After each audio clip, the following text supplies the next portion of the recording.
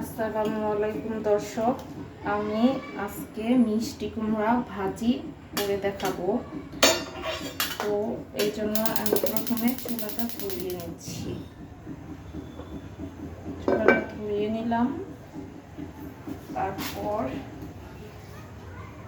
এখানে দিয়ে দিব কিছু পেঁয়াজ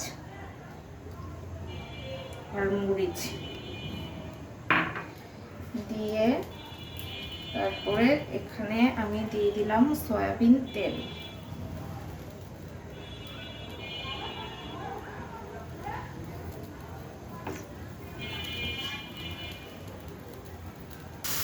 সয়াবিন তেল দেওয়ার পরে এটাকে আমি হালকা করে খুন্তি দিয়ে ভেজে নেব পেঁয়াজটাকে।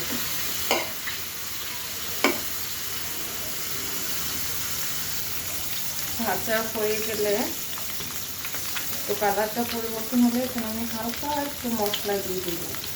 অল্প একটু ধনিয়ার গুঁড়া দিয়ে দিলাম, অল্প একটু মরিচের গুঁড়া দিয়ে দিলাম, অল্প একটু হলুদ,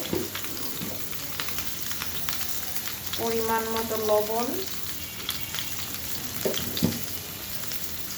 তারপর হালকা একটু জিরার গুঁড়ো।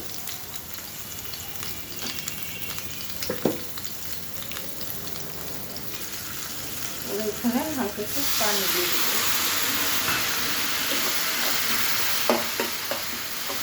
দিয়ে এটাকে আবার মশলাগুলো একসাথে মিক্স করে নেব।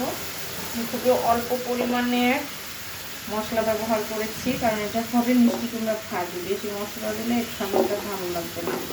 তারপরে আমি মিষ্টি কুমড়াগুলো ঢেলে দেব।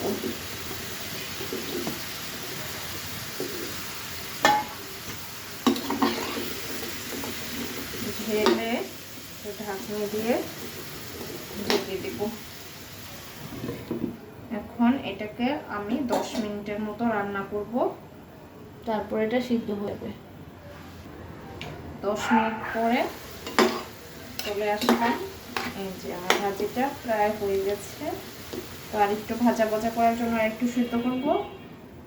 হয়ে গেল মিষ্টি কুমড়া ভাজি।